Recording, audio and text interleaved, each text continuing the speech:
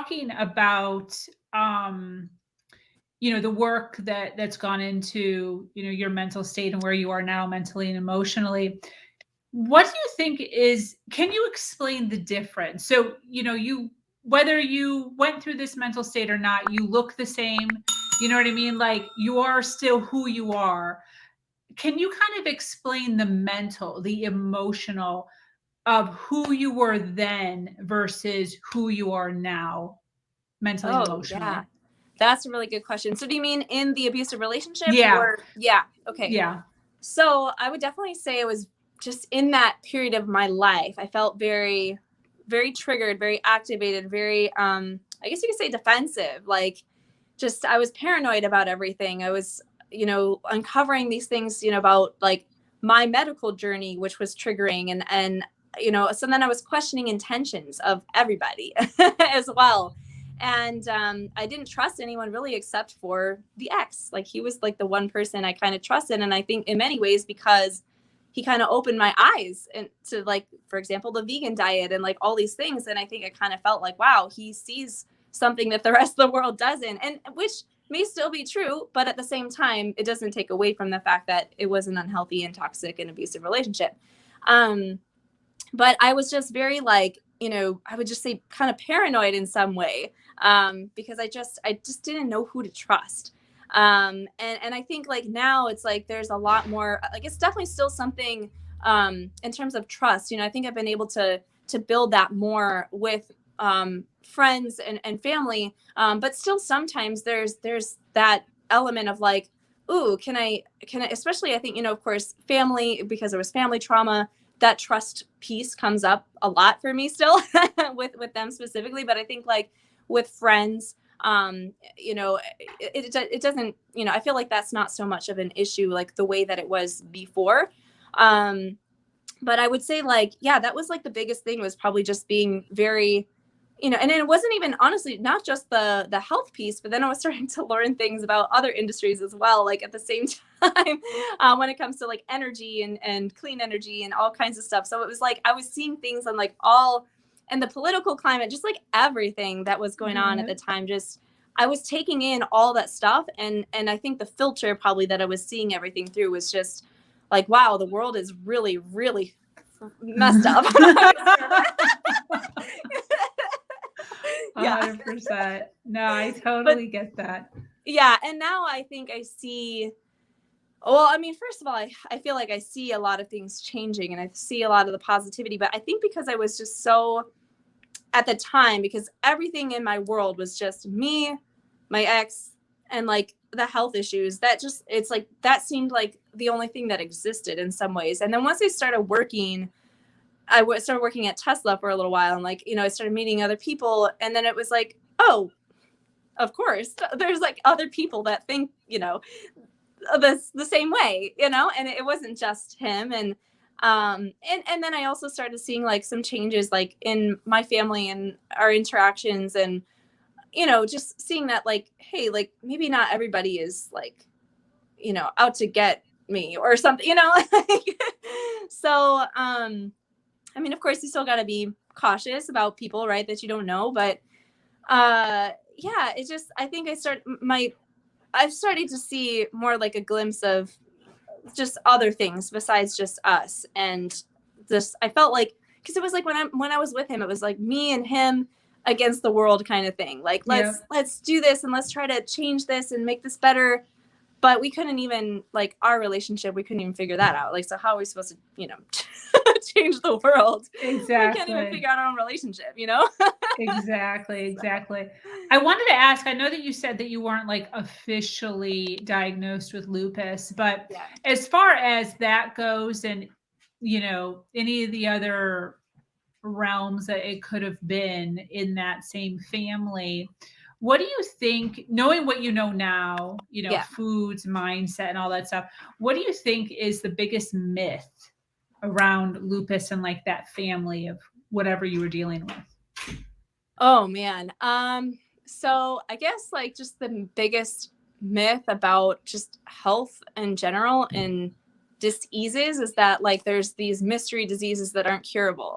That somehow Yep. that the chemistry we put into our bodies has no impact, but the chemistry we take in terms of drugs is what we're looking for. Like that doesn't really add up. I agree.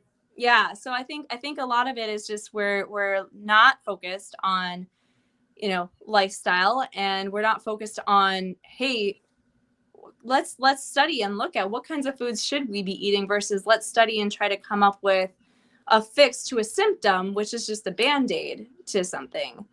So, a lot of us that when we get into, diagnoses and autoimmune, I actually like, in studying Dr. Morris and also going through my experience, like it really doesn't actually even matter what my diagnosis would have been, which is why on some other levels, like, yeah, I think, again, my intuition was probably right. And it's like, screw getting the diagnosis. We don't need to do that. Like, let's just find the solution. Yeah. Yeah. And, because a lot of times we'll be like trying to like, oh, let's get, okay, well, this problem, let's try to fix it with this. And this problem, let's try to fix it with this.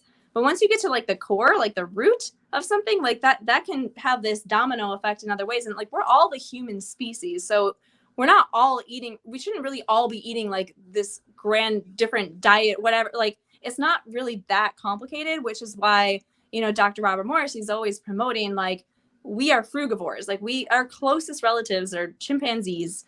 And what are they eating all day? Bananas, fruits. Yep. Yes, exactly. Yeah. We're tropical animals. Like I'm wearing a jacket because it's like I'm in Chicago, But like if we didn't have modern, electricity and things like this, would not be a climate that we could actually really survive in without, like just making adjustments to our environment. So we really are supposed to be eating more of these raw fruits and vegetables because that's where our climate is actually naturally oriented. So if we start actually feeding our bodies what they're supposed to be running on, it's like, if we have a car that is supposed to be running on, premium, and you're trying to throw like diesel in it or something, like it's going to have problems somewhere. Maybe it won't show up the same in every single car. Maybe on the one car, something goes wrong with the engine on some specific part, and some cars another thing. Like, but at the end of the day, we need to clear. We're not eating foods that are helping us clean and clear our lymphatic system, which is supposed to be something that a lot of us might know, whether you know or not. But you'll know now. When we exercise, we are moving lymphatic waste, which is basically all of our cells eat and poop, and when they have this waste, it goes into our lymphatic system. And that's actually like 70% of the fluid in our body, whereas our blood is like the 25% or whatever. So like that's the blood was what we're always studying, but that's actually not even where the main problem is. It's in our lymphatic system. So exercising is great, but it also does produce lactic acid. And if you're healing, and a lot of times your body is acidic. So my body was very acidic. I couldn't really do a lot of exercise for a long time. And I'm excited that I can do more now. But the fruits will actually move the lymphatic system as well, not just the exercise, and that will do that without the lactic acid. So that was really just so cleansing and so healing. I will say, just as a side note, because a lot of people think, once you start eating healthy, like everything's great and grand. It doesn't work that way, because when you start healing your body, that's when you actually start coming up across challenges where you have maybe a healing crisis. For example, when I started going, and this is what also can make it hard to move forward and even believe that this is the way forward, because you get these like symptoms and you go, oh my gosh, it's the fruit is causing this problem, and it's just cleaning the stuff out. So for example, when I went raw, I started, I had like brain fog, and, I just like, I was really tired. And you might be like, oh, well, like if you go based on what we are kind of are taught, it's, oh, well, it's all the sugar, it's all, whatever, you're not getting enough protein, but my hands were improving. Like it was like 2 weeks after just being on fruit that my hands started functioning. Wow. Yeah. So it took a little longer. I had other symptoms like, going out in the sun. I couldn't go out in the sun. That took a little bit longer to heal that. But man, I was so happy to have my hands working after 2 weeks of just that. I was like, I knew I needed to go forward.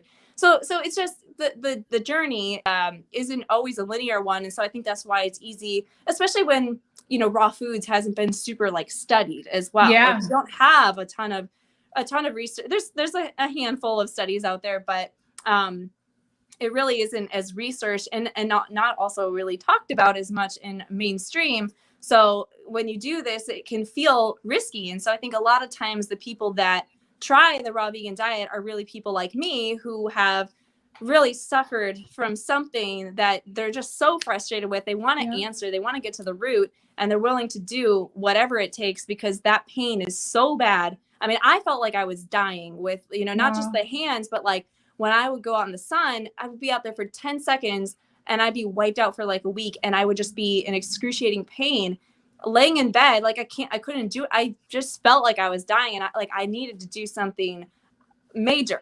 So I was willing to dive in. So, I think for most people, just getting more plant-based foods is going to be like a really, really great thing to do to support your health. Like because raw vegan can feel so far out, and it does take a big commitment to do it. But that said, if you're not, suffering from something like I was, maybe you won't have all these detox symptoms and stuff that I had too. So everyone's a little bit different in that way. But it's definitely, I'm so grateful, even though I went through all this pain and horrible stuff, I'm grateful that I found, the raw vegan diet, the inner child work, and now we can share all of this with other people so that we can all be healthier and happier and actually, thrive. Exactly. I love that you brought up the fact that, we are like, you're in Chicago wearing a coat, not necessarily supposed to be living in that climate, supposed to be living in warmer climates to feel more comfortable, which is where the fruits are produced. Yeah.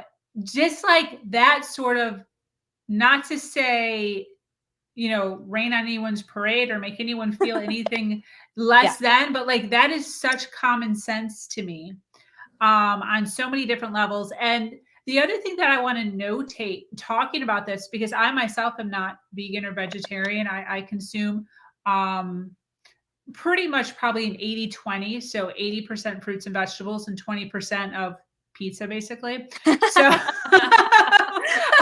there you go. But I do. Yeah. But I have done, raw food ish, veganism or vegetarian-ish, several times throughout my life. And what I want people to realize is, just because you're on here saying, I'm raw vegan and I've been raw vegan, I'm still raw vegan, doesn't necessarily mean that you can't just try it. Even just trying for a day or a week at a time can do so much good for your body as far as just cleansing you out. Now, do we recommend, or would you, knowing what would you recommend people going back and forth and back and forth?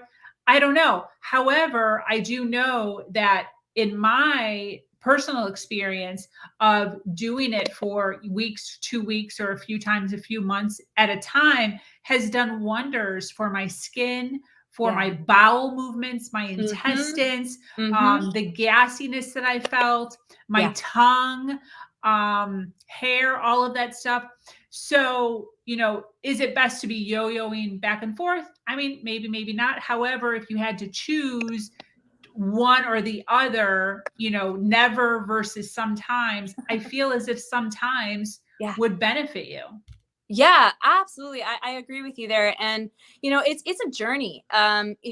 Going from a lifetime of eating foods that aren't really meant for our body will definitely generate a lot of toxicity that we have to eliminate. And so we don't want to always be in constant elimination, because that can actually be taxing for our body too. So we have to take things at our own pace. And so for me on my journey, like right now I'm doing 100% raw, but again, like I was saying before, I have done some cooked foods since having gone through that, process of doing all the fruit and really cleansing out. I actually needed to bring in some cooked foods a little bit for some time to, number one, I had actually lost a lot of weight, that, a lot of times we're on this process, we do lose some weight because we're actually getting rid of all this toxic stuff that doesn't belong in our body. We're just getting rid of toxins, and we lose that, we drop that. But I definitely needed to put on a little bit of weight, and I needed that like sense of nourishment. And I think also too, like for me, even mentally, like I was vegan for kind of a short period of time, before I went into the raw vegan diet. And so like I felt like there were a lot of vegan foods, like cooked vegan foods, that I didn't really get to experience or taste or explore. So once I was able to eat those foods again, I was like, oh my gosh, like I get to try this and this and this. So it was really exciting to like come back to that. But you know, I would get to a point where it's like I would kind of feel something like, I don't know, like I think the thing is too, as you clean your body out and you do get more in tune with it, you do just kind of start to kind of intuitively notice those signals, like it's time to like maybe go on a fast, or it's time to go raw, or like, you know. So it's a process of, again, of listening to your body, but I do really just tune into that, my intuition, to see what I should be doing. And so and I've made my mistakes, you know. I for a while, like I did a lot of like high fat raw vegan, which that's actually, you know, a lot of people are concerned about the sugar. It's actually the fat that's the problem. Because especially combining fruit and fat, like I started having some like blood sugar issues, where my blood sugar would dip when I would eat something. It would actually go lower, and I was getting dizzy, and I was like, what's going on here? And I was just eating way too much fat. Like I was just too much, way too much. So I had to dial back on the fat, and my body just, I think also just, again, like with my healing journey, and you know, probably my pancreas and my gallbladder aren't really, I've done some gut testing as well. So like, you know, I can see that like, my bile production probably isn't super great. And then on top of that, you know, it's like we've got, if you're cleaning out your body from toxins, a lot of us have like all kinds of like glyphosate is in our foods. So like that's something that can also prevent us from breaking down things properly. So, you know, it's a journey, and you really do have to tune in. You know, even though like, yes, we're all frugivores, at the same time, you do need to tune into your body too, and get the testing and get the support that you need, whether it's, you know, doctors and getting that testing, getting the coaching, whatever you need. Because it's not just like, oh yeah, just go raw vegan for the rest of your life. That's it. You don't have to think about it again. Mm-hmm. It doesn't really work that way. You know, we're cleaning out a lot of stuff. We're kind of addicted to foods that aren't actually really for us. So we have to give ourselves grace, and we are living in climates also that aren't really natural to us. So it can also feel maybe almost natural to then be like, oh, it's wintertime, let's have some cooked foods. So how do you work with that challenge? So there's a lot of challenges that come up, not just with going raw vegan, but then sustaining it, and then finding your perfect balance. And that's something that, of course, you know, with coaching, that's something I do help clients work through, is like, okay, you know, when to back off and when to enjoy it, and how do I find that right balance for me. Exactly. And I love the part where you're like, you have to find great, you know, give yourself grace, because that is what it is. This isn't Armageddon. Everything's going to be okay. And if you flow in and out or around it, the main thing to be proud of is the fact that you're becoming self-aware and you're trying new things and you're looking outside the box that you've been sitting in, you know, up to this point. So be proud of yourself and give yourself a pat on the back for that.